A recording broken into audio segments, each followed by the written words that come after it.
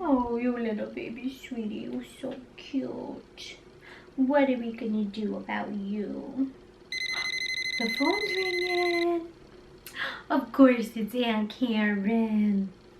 Hello. Hello, darling. Hi, Aunt Karen. How are you? Yeah, I'm just snuggling and rocking the baby. Just kind of having some mommy and me time. How is that baby of yours? She's doing great. She did start breaking out of the swaddle, so... She's rolling over? That is so amazing. Yeah, I think I'm gonna have to take her out of the swaddle and figure out some sort of sleep sack situation. I'm not really sure how I'm gonna do it. Oh, well, yes, if she's rolling over in her sleep, it is definitely, certainly time to stop swaddling that poor baby in her sleep. Oh, there are just so many ways that you could stop swaddling her, but you know what? I think you just need to go cold turkey. Just take that swaddle away. I cannot imagine the thought of my baby being in that swaddle 1 minute longer. Thanks, Aunt Karen. You really give such great advice sometimes. So the fact is, there are many ways that you can transition out of using a swaddle for your baby during sleep times. Let's jump into this video and I will tell you all about my favorite method.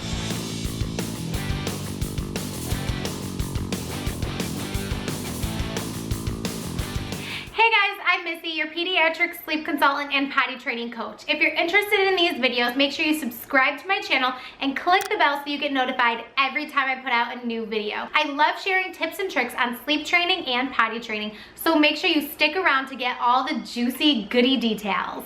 So a big question that parents ask me frequently is how and when they need to transition their child out of the swaddle. Now, according to the American Academy of Pediatrics, they recommend that you stop swaddling at about 8 weeks old. This is a proactive measure to transition your baby out of the swaddle before they start rolling over and potentially causing a dangerous sleep situation. So it is always better to err on the side of caution and transition away from the swaddle before your baby actually starts rolling over. With that being said, once your baby does roll over independently, you still need to put your baby down to sleep on his or her back, but if he or she rolls over on their own and finds comfort in that sleeping position, it is completely okay to leave them that way until they wake up in the morning.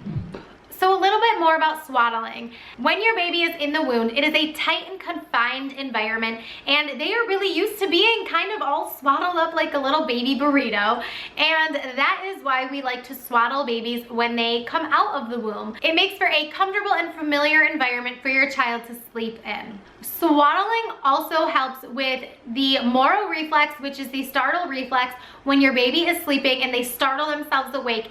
If they're tightly in a swaddle, they may still startle, but they're not going to startle themselves completely all over the place and wake themselves up like that. So some families do opt to just cold turkey take the swaddle away and just switch to a sleep sack, and that's that. Some babies do really great with that. If you have a really easygoing child and you're not really apprehensive about transitions like this, then it's totally fine, just go cold turkey.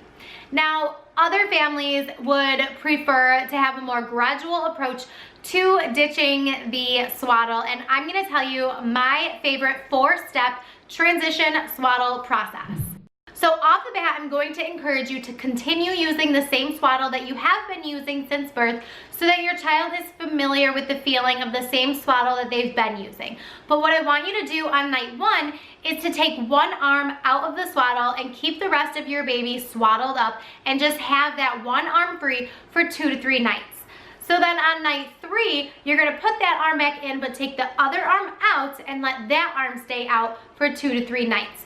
So now we're about up to night 6, give or take a little bit. I mean, kind of, go with the flow of your baby and how they're handling the transition. But around night 6, you want to have both arms out, but continue having the swaddle tightly around your child's chest. Obviously not too tight, just as tight as you normally would swaddle them, but so that they still have that feeling of confinement. And in case that Moro reflex does still get them, then you still have a little bit of swaddle. But of course, if your swaddle is too loose at this point, then you need to get rid of it. But there are some swaddles out there that are made specifically for this transition, where you can continue to swaddle just around the waist and it will still be tight enough and not a hazard in their crib. So that brings us up to about night 9, and this is when you're going to completely ditch the swaddle that you've been using and switch to a sleep sack. Now you can go for a sleep sack that has the same material or kind of the same feel or something completely different. It's whatever you're comfortable with and whatever your child is more comfortable with as well. You may try one material of sleep sack and your child might hate it, and you might try something else and they may love it. Now, I will say that I do not recommend anything like the Merlin sleep suit or anything like that that may be a little bit too weighted or a little bit too high of a risk of overheating. I really don't recommend that product or anything of the like. That is my personal preference as a sleep consultant. I'd rather keep your baby safe and cut the sleep prop associations rather than just giving them another association to have to cut and wean off of again later.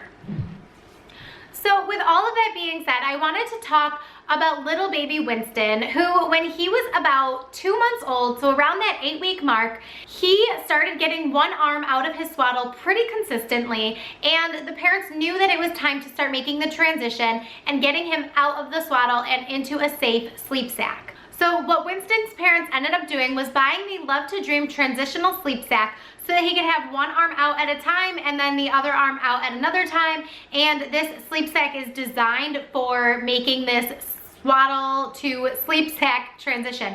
So what Winston's parents decided to do was have one arm out for 2 weeks and then put it back in and then have the other arm out for an additional 2 weeks. Winston's parents were quite scared of Winston rolling over and getting stuck, especially during this transition. They were scared that with only one arm out that he would roll over and get stuck and not be able to get back because he didn't have both arms out and wasn't able to fully support himself, to push himself back up and to roll himself over. However, it has been a few months and this still hasn't been an issue for them. So they've kind of overcome this fear, and I wanted to share this story because I want other parents out there to realize and see that every parent is going to have a fear. Every transition or every change that is made in your child's sleep, whether it's in their habits or where they're sleeping or how they're sleeping, there will always be fears when it comes to your child and their safety and you being their protector, their caretaker, their everything.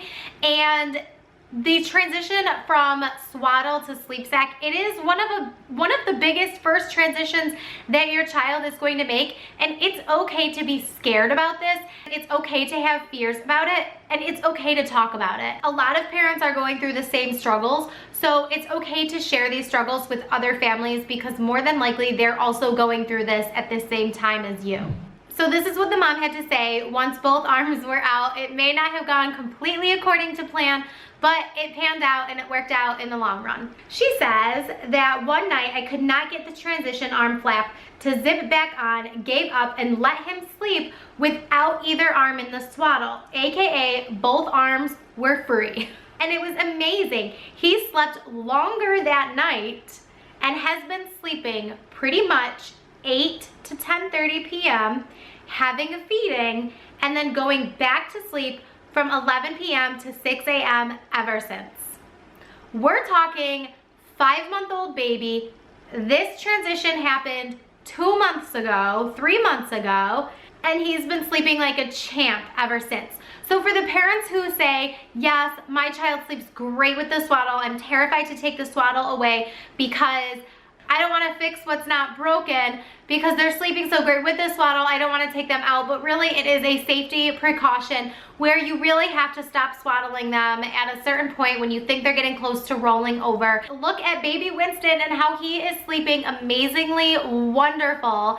And maybe he's a unicorn baby, who knows? A lot of times babies really just want that freedom. I mean, could you imagine getting all swaddled up? I know sometimes I'm like, somebody please swaddle me. But at the same time, like as an adult, I need to spread out and have my space and know that I can sleep in whatever position I want and move around and get comfortable. And babies are the same way. They just can't communicate that. So as much as parents maybe fearful of making this transition and getting rid of the swaddle, I promise you that better, more consolidated sleep is coming. It is around the corner, and I can definitely help you get there if you're struggling. Now, I did ask Winston's mom if she has any words of wisdom for other parents who may be going through this, and I wanted to also share her words with you of what she said about her experience. So she says, my advice is just keep consistent. It would have been so easy to swaddle him up when he would fight sleeping, but instead we just kept at it. Also, remember that is helpful for you and the baby in the long run, so the work up front will be worth it in the end. That was so perfectly said, and I love her words. So thank you, Winston's mommy, for letting me quote you in this video and share your story with other families. I know that a lot of families do struggle with this transition, and everybody, like, you can do it. Better sleep is on the horizon. And if you ever need help, please send me an email, missy@slumberandbloom.com, or go on my website. The link is in the description box down below. Fill out my free evaluation form and set up a call with me. I am happy to discuss any, swaddle to sleep sack transition, any other transition that you're making, or if you just need a complete sleep overhaul. That is what I am here for. This is what I am passionate about. I am here to help you and support you and get more sleep for the entire family because you need it and you deserve it. If you know of any parents who are about to make the swaddle to sleep sack transition, please share this video with them. Give this video a thumbs up. Your support really means the world to me, and sharing these videos on YouTube helps me help parents around the world when I can't reach you in person because of the coronavirus. I hope that you guys are staying well and happy and healthy, and I will see you in my next video. Bye. Here we are again, rocking this baby. Oh my god. Yeah. Okay. There's so many S's in swaddle, sleep sack, transition. I need to slow my roll. I can't answer this right now. Aunt Karen